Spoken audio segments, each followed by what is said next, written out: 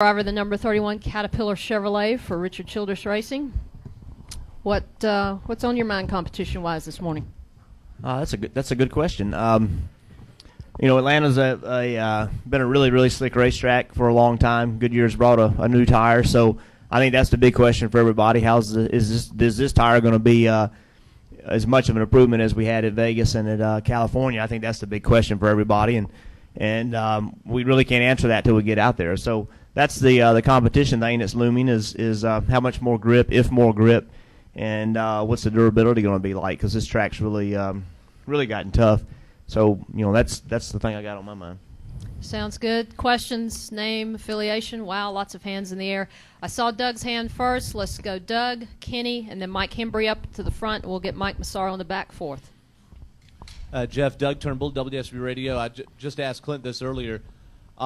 There's talk about whether or not there's going to be a March race in the next year or two here in Atlanta, and of course, we here in Atlanta hope not. We hope there is a race, but I want to know maybe since you've been on the circuit now for most of the 90s and all of the 2000s, what is maybe one of your favorite memories, either as a racer or as a fan, watching the races here at Atlanta, particularly the spring race through the years? Harvick winning, right after Dale's death was a pretty dramatic moment. That was certainly a, incredible thing. Through a bad situation, to have that come around was, probably one of the biggest things I've ever seen here. I raced here when, my worst memory is coming here second in points and missing the race. That was we're on the back straightaway. Was now the back straightaway in those garage areas, and I can remember Saturday morning having to go out and try to qualify and lay a lap time down, knowing that the track's always slow on the second day and it was going to be almost impossible to do. And every time I come through the tunnel, I think of that. And that's this track has always reminded me of that. Not that that's a bad thing. It's actually a good grounder. But those two moments to me were pretty big. Kenny Bruce, SingDaily.com. You mentioned the tires. What do you guys as drivers want the tires to do when Goodyear makes a change? What do you hope they will accomplish? Well, that's a great question, and what Goodyear's hardest job is, what I think the hardest job to do is to figure out what makes the best racing, and when you have 40 drivers, you have 40 opinions, and so that's a really tough thing for me. I like a tire that makes good grip, doesn't make crazy grip, but it keeps a fair amount of grip during the run. What I've seen is that the racing is better when the tire makes more grip. I told all you guys last year that the racing was going to be better this year because of the new tire that was coming, and I was right, just for the record. And and so personally, that's really what it's about. I mean, I'd love to have a tire that falls off a great deal, and then we can use that as an advantage, because every team and every driver says the worse the tires are, we're going to be better because we're better than everybody else. That's what you want to believe. But the reality of it is the tires have to make reasonable grip. They have to keep a reasonable amount of grip as the grip falls off if you want to see a good race. And so when I do a tire test, that's what I look for. I look for a tire that is durable, a tire that makes good grip, a tire that will keep reasonable grip. It needs to fall off. It's going to have to fall off, but that fall off can't be huge. And that's my opinion. But you have a lot of opinions on that. Mike. Jeff. Hembry. Hold on. Well, he wasn't done. I'm sorry. He's part two. I'm sorry. Go ahead.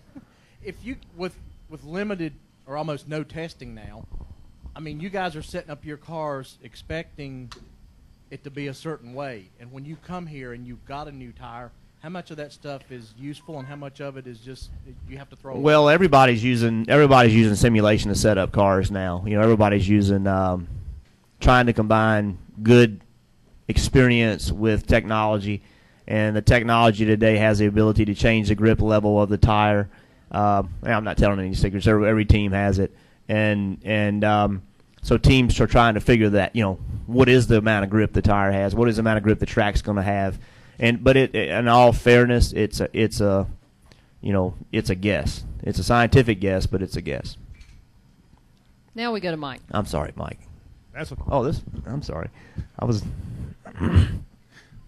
Mike Embry, SpeedTV.com.